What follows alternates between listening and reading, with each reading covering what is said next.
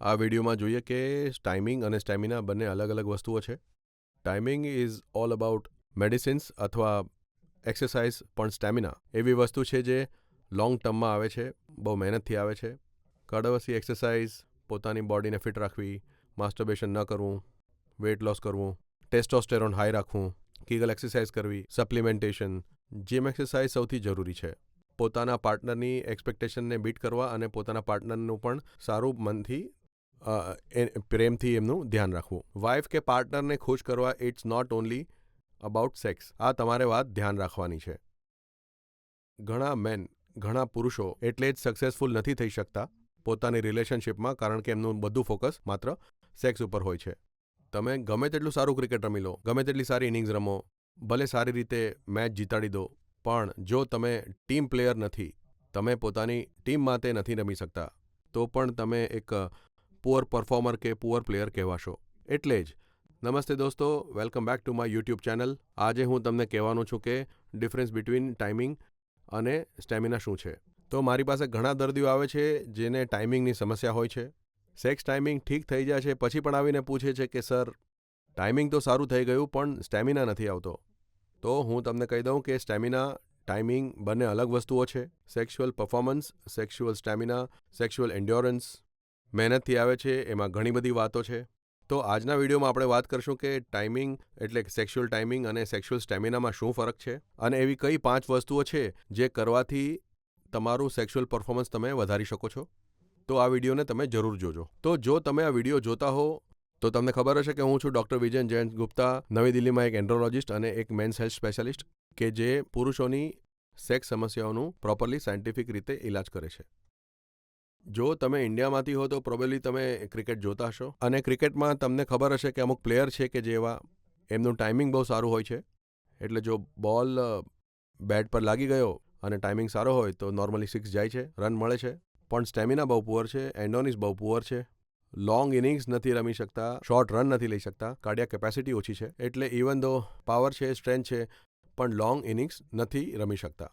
પણ અમુક પ્લેયર એવા છે કે એમનું ટાઈમિંગ તો સારું છે જ, પણ ઓલરાઉન્ડર માટે લાંબી ઇનિંગ્સ રમી શકે છે, પોતે સસ્ટેન કરી શકે છે. જેટલું સારું એ ઇનિંગ્સની શરૂઆતમાં રમે છે એટલું જ સારું એ ઇનિંગ્સના અંતમાં પણ રમે છે. ગેમને ફિનિશ કરવાની એક કેપેસિટી એમનામાં હોય છે. તો આ જ ફરક છે બિટવીન ટાઈમિંગ અને સ્ટેમિના. સેક્સ ટાઈમિંગ એટલે કે કંટ્રોલ એટલે કે તમે જ્યારે તમારું ઇજેક્યુલેશન એટલે કે જ્યારે તમારું ડિસ્ચાર્જ થાય એમ ઈચ્છો ત્યારે ડિસ્ચાર્જ થાય. તો ટાઈમિંગની અંદર કીગલ એક્સરસાઇઝીસ, સેન્સિટિવિટી ઓછી કરવી, કે તમારું જે સેક્સ્યુઅલ રિસ્પોન્સ છે એ આપણે દવાથી મેનેજ કરી શકીએ છીએ, અને ઘણા પેશન્ટ્સમાં દવાથી કે સર્જરીથી ટાઈમિંગ વધી શકે છે. પણ સ્ટેમિના એટલે લાંબુ રમવું. સ્ટેમિના એટલે કે 2 મિનિટ નહીં, 2 કલાક સુધી સેક્સ કરવું, વારંવાર કરવું, હાર્ડનેસ રાખવી. સ્ટેમિના જે છે એ કોઈ દવાના ઉપયોગથી એ નહીં આવે. સ્ટેમિના વધારવા માટે, એક લાંબી ઇનિંગ્સ રમવા માટે, પોતાના પાર્ટનરને ફુલ્લી સેટિસ્ફાય કરવા માટે અને પોતાની જાતને પણ ફુલ્લી સેટિસ્ફાય કરવા માટે, સ્ટેમિના વધારવા માટે તમને 5 વસ્તુઓની રિક્વાયરમેન્ટ છે. મુદ્દાની વાત કરીએ તો જો સ્ટેમિના જોઈએ તો સ્ટેમિનાની અંદર કે સેક્સ્યુઅલ પરફોર્મન્સની અંદર 5 વાતો આવે છે. Part 1, timing. ઓબ્વિયસલી જો તમને સ્ટેમિના જોઈતો હોય તો ટાઈમિંગ પણ જરૂરી છે. જો પેનિસ યોનિમાં જતાં જ છૂટી જાય કે ટચ કરતાં જ છૂટી જાય તો ઓબ્વિયસલી સ્ટેમિના નહીં જ આવી શકે. તો timing is the first part. અને ફોર ગુડ સ્ટેમિના ટાઈમિંગ વધારવાના 3 રસ્તા છે. સેન્સિટિવિટી ઓછી હોય, માસ્ટરબેશન ન થાય, અને કીગલ એક્સરસાઇઝ, જેથી તમે પેલ્વિસને સારી રીતે હોલ્ડ કરી શકો. પણ હું પણ આ ટ્રીટમેન્ટ્સથી તમારું ટાઈમિંગ 5 સેકન્ડથી 2 મિનિટ કે 5 મિનિટ સુધી કરી શકું. પણ જે પરફોર્મન્સ છે એ ડિપેન્ડ કરે છે તમારી કાર્ડિયાક કેપેસિટી, મતલબ તમે કેટલું રનિંગ કરી શકો છો, તમારું હાર્ટ કેટલું બ્લડ પમ્પ કરી શકે છે, તમે કેટલા વિગરસલી કે કેટલી સ્પીડથી પરફોર્મ કરી શકો છો, તમારા પેલ્વિસને કેટલું મૂવ કરી શકો છો. તો કાર્ડિયોવેસ્ક્યુલર કેપેસિટી. બીજું હોય છે ઇરેક્શન્સ, કે તમારું લિંક કેટલું હાર્ડ રહે છે. પેનિસમાં ટાઈમિંગ છે, પેનિસ ડિસ્ચાર્જ નથી કરતો, પણ પેનિસમાં હાર્ડનેસ નથી, પેનિસ બરાબર ઊભું નથી થતું, પેનિસમાં એક જે સ્ટ્રેન્થ હોય છે જો એ ન હોય તો પણ તમારું સેક્સ્યુઅલ પરફોર્મન્સ વીક જ રહેશે. તમારો જે એક સ્ટેમિના હોય છે એ ઓછો રહેશે. તો જો તમારું ઇરેક્શન પુઅર છે, ઇરેક્શનમાં કોઈ સમસ્યા હોય, કોઈ પણ કારણથી, વિનોજેનિક હોય, ઓવર માસ્ટરબેશન હોય કે યુરોજેનિક હોય, આર્ટ્રોજેનિક હોય, તો પણ તમારો સ્ટેમિના પુઅર જ રહેશે. તો 3 થઈ ગયા: ટાઈમિંગ, કાર્ડિયોવાસ્ક્યુલર કેપેસિટી, પિનાઇલ હાર્ડનેસ. ચોથું હોય છે ફ્લેક્સિબિલિટી. ફ્લેક્સિબિલિટીનો મતલબ છે બોડીમાં કે શરીરમાં ઇન્ટરકોર્સ કરવા માટે કે સેક્સ કરવા માટે કેટલી ફ્લેક્સિબિલિટી છે, તમે તમારી બોડીને કેટલું પ્રોપરલી મૂવ કરી શકો છો. તમારી બોડીમાં જે પેટનું મસલ માસ છે, પેલ્વિસનું જે મસલ માસ છે, શોલ્ડરનું જે મસલ માસ છે, શું તમે તમારી પોઝિશન હોલ્ડ કરી શકો છો, કે તમે વુમન ઓન ટોપ હોલ્ડ કરી શકો છો, કે તમે લેડીઝની ઉપર તમે પોતાની જાતને હોલ્ડ કરી શકો છો, તમે કેટલી સારી રીતે પેલ્વિક થ્રસ્ટ કરી શકો છો, તમે કેટલી સારી રીતે બોડીને મૂવ કરી શકો છો. આ બધું પણ તમારી સેક્સ્યુઅલ સ્ટેમિના અથવા સેક્સ્યુઅલ એન્જોયમેન્ટ પર કે તમારા પાર્ટનરના એન્જોયમેન્ટ પર કામ કરે છે. અને પાંચમું, સૌથી ઇમ્પોર્ટન્ટ પાર્ટ સ્ટેમિનાનું, જેના વિશે કોઈ જ વાત નથી કરતું, એ છે મેન્ટલ હેલ્થ. તમે ગમે તેટલા હાર્ડ હો, ગમે તેટલા મોટા હો, ગમે તેટલો સારો ટાઈમિંગ હોય, તમારી અંદર ગમે તેટલી સારી સ્ફૂર્તિ હોય, કાર્ડિયોવેસ્ક્યુલર કેપેસિટી હોય, તમારી અંદર ફ્લેક્સિબિલિટી હોય, મસલ મુવમેન્ટ હોય, પણ જો તમે મેન્ટલી વીક હો, જો તમે પોતાના પાર્ટનરને મેન્ટલી હેપી ન કરી શકતા હો, એને પ્રેમ ન કરી શકતા હો, એની નીડને તમે સમજી ન શકતા હો, તમે ગુસ્સામાં હો કે તમે એંગ્રી હો, તમે તમારા પાર્ટનર ઉપર ટાઈમ સ્પેન્ડ નથી કરતા, તો પણ તમારો સ્ટેમિના પુઅર જ રહેશે.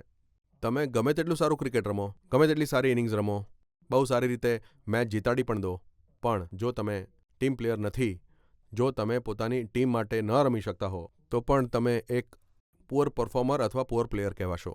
એટલે જ હું કહું છું, મારી પાસે ઘણા પેશન્ટ આવે છે કે છે સર મારું ટાઈમિંગ બહુ સરસ છે, 2-2 કલાક કરું છું, પણ still wife is not happy. Wife કે પાર્ટનરને ખુશ કરવા is not only about sex. આ વાત મગજમાં ફિટ કરી લેજો તમે. ઘણા પુરુષો એટલા માટે સક્સેસફુલ નથી થઈ શકતા પોતાની રિલેશનશિપમાં, કારણ કે એમનું બધું ફોકસ માત્ર સેક્સ ઉપર હોય છે. સેક્સમાં ઇન્ટિમસી પણ છે, સેક્સમાં રોમાન્સ પણ છે, સેક્સમાં પ્રેમ પણ છે, ફોરપ્લે પણ છે, પોતાના પાર્ટનરને રિલીઝ કરાવવાનું છે અને પોતાના પાર્ટનરની નીડ્સને સમજવાનું છે. ઘણી સ્ત્રીઓ કે ઘણી છોકરીઓને સેક્સ પછી વધારે સંતુષ્ટિ મળે છે હક કરવાથી કે સેક્સ પછી પોતાના પાર્ટનરને રોમાન્સ કરવામાં, એની તુલનામાં કે એકચ્યુઅલ પેનિટ્રેટિવ ઇન્ટરકોર્સથી. તો તમારા સ્ટેમિનાને માત્ર તમારી હાર્ડનેસ અને ટાઈમિંગથી નહીં માપો, પોતાના સ્ટેમિનાને તમારા પાર્ટનરને ખુશ કરવાની કેપેસિટીથી પણ માપી લો. તો આજના વિડીયોમાં આ થોડો ઓફ ટોપિક વિડીયો હતો, પણ આ વિડીયોમાં આપણે વાત કરી કે ટાઈમિંગ અને સ્ટેમિના બંને અલગ અલગ વસ્તુઓ છે.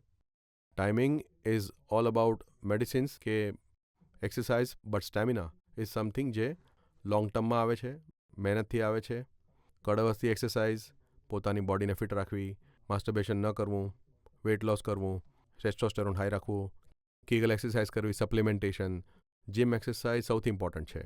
પોતાના પાર્ટનરની એક્સપેક્ટેશનને બીટ કરવા માટે અને પછી પાર્ટનરનું પણ પૂરા દિલથી પૂરું પ્રેમ કરીને દિલ જીતવા માટે. તો હવે જો તમે મારી ચેનલના જૂના વ્યુઅર હો અને આ વિડીયો તમને સમજાઈ ગયો હોય તો લાઇક કરજો, ફ્રેન્ડ સાથે શેર કરજો. તમે નવા વ્યુઅર હો તો ચેનલને સબસ્ક્રાઇબ કરજો. તમને સેક્સ્યુઅલ હેલ્થ વિશે સાયન્ટિફિક અને જેન્યુઇન ઇન્ફોર્મેશન મળતી રહેશે.